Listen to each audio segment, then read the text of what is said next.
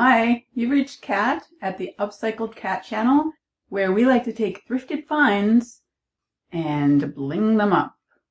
Today I'm going to make some fabric flowers.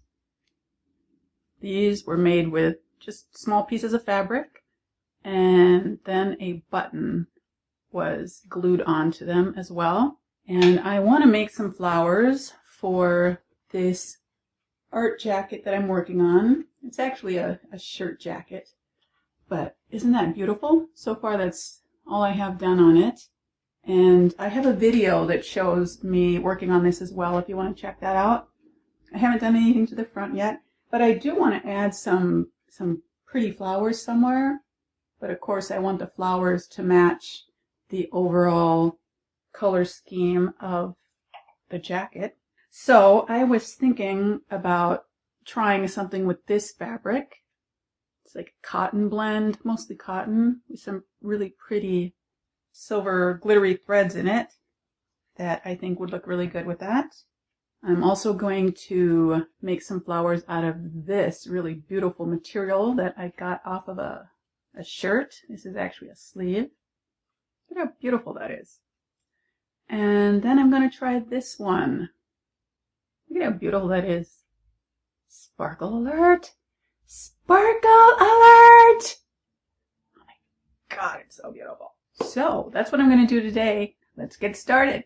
So, before we get started, I just have to brag at my latest find at the Goodwill bins. I found this, and it is completely filled with all of these threads. I'm so excited. Some of these look like vintage threads. Look at how old those are. Anyway, I got that and I was so excited when I found it. And right now I'm just gonna look for a thread that is pretty close. I think this is close enough for this one. This one just needs a white thread.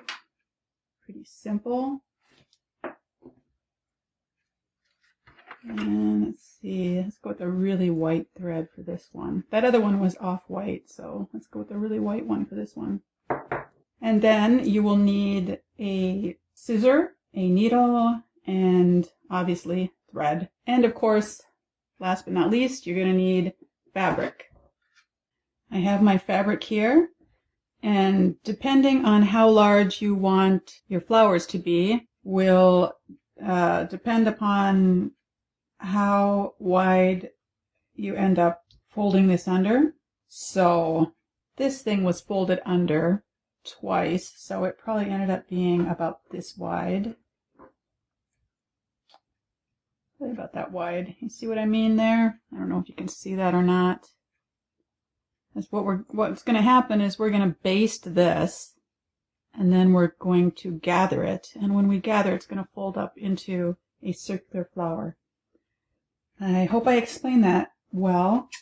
And right now I'm just going to randomly cut a shape. I'm not sure what size of a flower I want. Okay, so I don't know how many inches that is. Is that like 3 inches perhaps? I also forgot to tell you that you will need some bobby pins. And then what I'm going to do is just pin these down. When you fold this over, make sure you fold it over on the outside so that the outside is showing.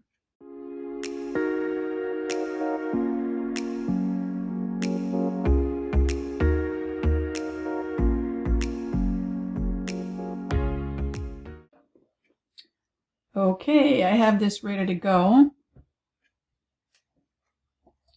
And I have my thread, double thread with a knot on the end. And I'm just going to do a really broad stitch here. Get that out of the way.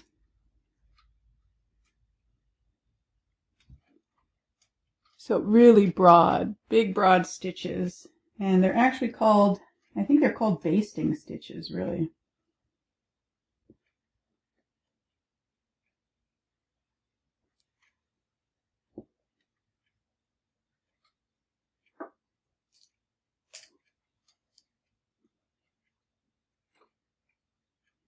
See how I'm just being really lazy about it? It doesn't matter what it looks like because it's going to be covered up with a pretty button or something else.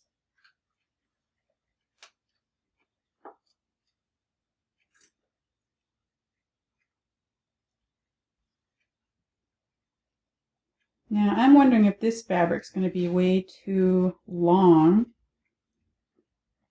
So the way you control the size of the flower is by how wide you make this, but also how long you make it. Okay, so we got that done. I'm going to remove the pins. And I'm going to gather that in like that. And then, once I've gathered in as much as I want it to be gathered in, I'm going to sew those two edges together. Let me see if you can see that. Just sew those two edges together. And we'll have our flower. And I'm going to pull this flower pretty tight here. One last tight pull. Oops. And then these should be smaller stitches because you don't want the two ends of this flower coming undone. And for this, I'm also doing a back stitch where I'm just going a bit backwards from the front stitch. That's a stronger stitch and much less likely to come undone.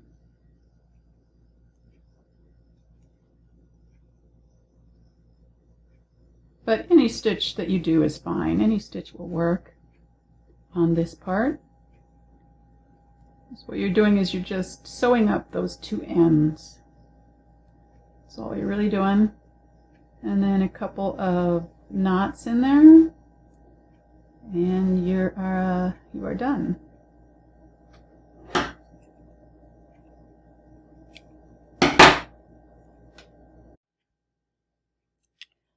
Okay, so this is what the flower looks like after it's been sewn together. Here's the back side. And all of this stuff is fraying, so I'm going to have to put some anti-fraying glue on it, or just regular glue. I guess either one would work. But the anti-fraying is designed specifically to stop this from happening. So there's one flower down. Let's see, how does it look next? And what's really nice about these flowers is that you can layer them. Look at that. Wouldn't that be pretty on something? How does that look?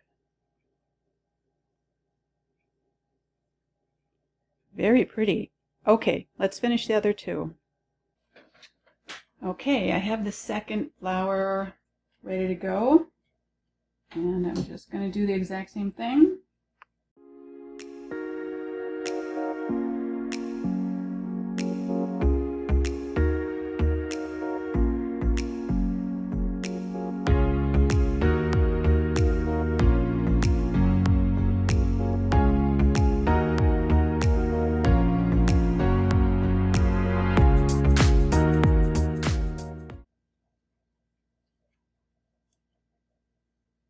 Put those two edges together and sew them in place.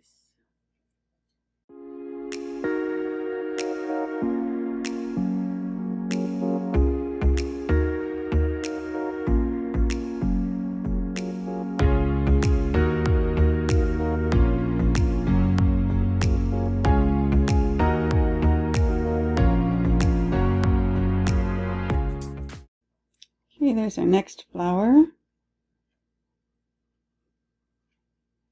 It doesn't look like much, but once you get a pretty centerpiece for it, like a pretty button, it can look really, really beautiful.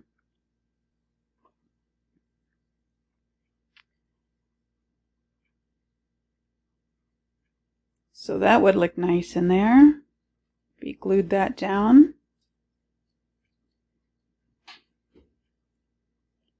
That's what it would look like with a button in front of it. Now, depending on the size of the hole here, you might need a bigger button. But it's all just trial and error. You can't really do it wrong. It's one of the easiest flowers that I've made out of fabrics, and it tends to work with almost any fabric. Now I'm going to do the silver one and see how that one works out.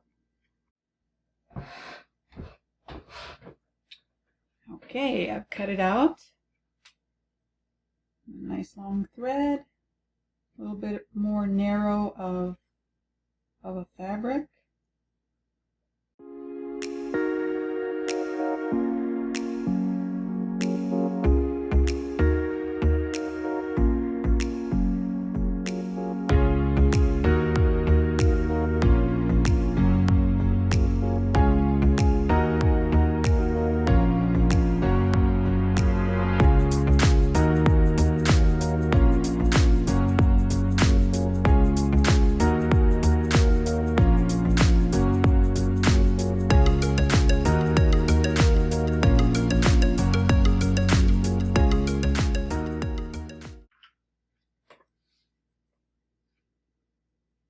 And then here's the silver flower, which is really pretty. I might have pulled it a little bit too tight, but it will still work. Like that. Oh, look at how beautiful that is. Wow. And if you were to put a button in there, look at that flower. Oh my God, how gorgeous is that? So there you have it. Really simple, easy fabric flowers. You can make them out of any fabric. You can make them any size you want. And you can use all kinds of pretty little doodads and baubles for the centers. So here are the flowers next to the jacket.